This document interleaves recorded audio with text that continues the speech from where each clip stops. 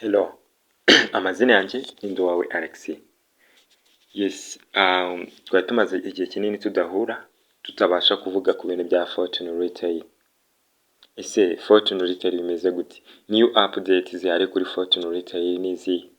Please, ikintu ugomba gukora ugomba gukanda subscribe ku Gahezo TV. Ukanjoininga ukajya ubasha kubona amakuru atandukanye kuri business y'uburyo ushobora kuba wabona amafaranga mu buryo bworoshye. Kandi business menshi ari kuza mugomba kuba mwayitondera mukamenya amafaranga mushora muri business. Ese ubundi iyo business ukora yinjiza amafaranga angahe? Ibyo byose nibyo bintu ugiye kuzagikurikira kuri televiziyo ya Gahezo TV. Ese Fortune Retail new update zihari ni izihe? N'ayo makuru ari kuvuga muri Fortune Retail. Ese Fortune Retail yaratwambuye burundu? Twebwe nk'abanyamakuru ba Gahezo TV twagerageje kuba twandikira aba customer service ngo turebe ko bo badusubiza. So niko kubandikira baduha amakuru akurikira.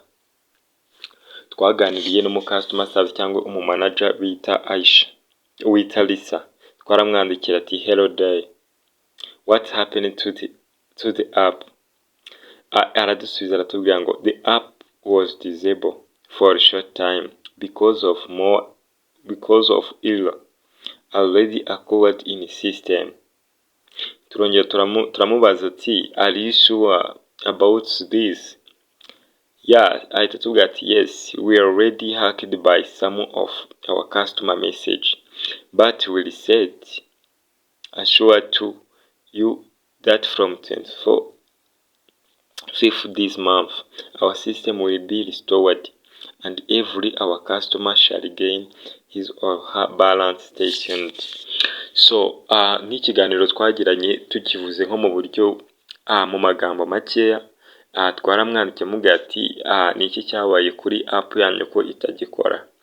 Aratubwira ati app yacu yabaye disable cyangwa twayikuyeho by'igihe gitoya bitewe n'amakosa yagiye abaho kuri system. So turamubwira ati uravugisha ukuri ko ibyo uri kuvuga nyine ari ukuri? Aratubwira ati yego,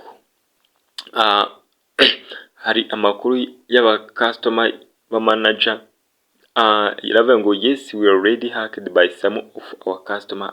Nyine bari aba customer twandikiraga nyine ba manager, hari amakuru amwe n'amwe bagiye bashaka kubahakinga nyine ngo babe babatwara amakuru. Nibwo buryo rero bwo gufata business cyangwa iriya app bakaba bayikoreye disable, then bavuga ko amakuru cyangwa application cyangwa website ya business izagaruka ku itariki 24 z'uku kwezi. So icyo ntabwo nabwira ngo benshi muri twe twariyakiriye tuvuga ko amafaranga tutazongera kuyabona nyine baturiye birangiye.